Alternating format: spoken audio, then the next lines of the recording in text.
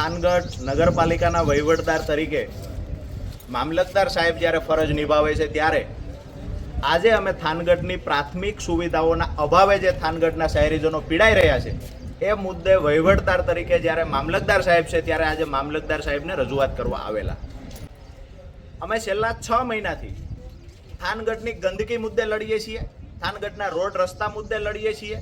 મહિલાઓ જે ખરેખર થાનગઢમાં ટ્રાફિકની સમસ્યા અને ઓવરલોડ વાહનોના કારણે જે અકસ્માતો વારંવાર થાય છે, ગંદકીથી મહિલાઓ પીડાય છે, તમામ મુદ્દે છેલ્લા 6 મહિનાથી લડીએ છીએ.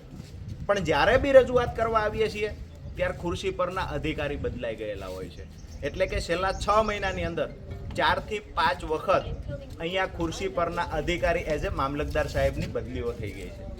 જે ખરેખર અહીંના જે લોકો છે એની જે પીડા છે એ સમજવાના પ્રયત્ન કર્યા પહેલા સાહેબની બદલી થઈ જાય છે.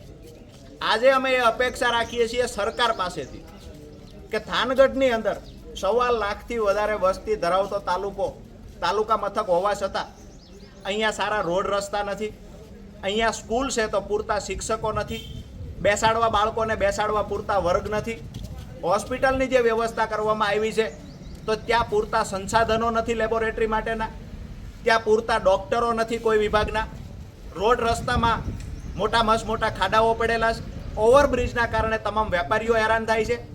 આજે જ્યારે ધાર્મિક પ્રસંગો અત્યારે ચાલતા હોય શ્રાવણ માસની અંદર ત્યારે ગંદકીના પાણી દરેક ward number 3, ward number 4, ward number 2માં રહીશોના ઘરમાં ગંદકીના પાણી ઘૂસી જાય છે, ગટરો ઉભરાઈને. ત્યારે તમામ મહિલાઓ, યુવાનો, વડીલો, તમામ શહેરીજનોની પીડા લઈ અને આજે અમે મામલતદાર સાહેબને રજૂઆત કરવા આવ્યા છીએ કે હવે આ આખરી લડાઈ છે. હવે સહન શક્તિની હદ અને ચરમસીમાઓ પૂરી થઈ છે. 6 મહિનાથી લડીએ છીએ તેમ છતાંય કોઈ અધિકારીના પેટનું પાણી હલતું નથી. આજે અહીંયા મોટી સંખ્યામાં યુવાનો પણ અમારી સાથે જોડાયા છે રજૂઆત કરવા માટે કે સ્પર્ધાત્મક પરીક્ષાની તૈયારીઓ જે યુવાનો કરે છે એ યુવાનો માટે સારું ગ્રાઉન્ડ પણ આ સરકાર થાનગઢમાં આપી શકી નથી. વાંચન વ્યવસ્થાની વાત કરવામાં આવે તો એક સારી લાઇબ્રેરી થાનગઢને આ સરકાર આપી શકી નથી.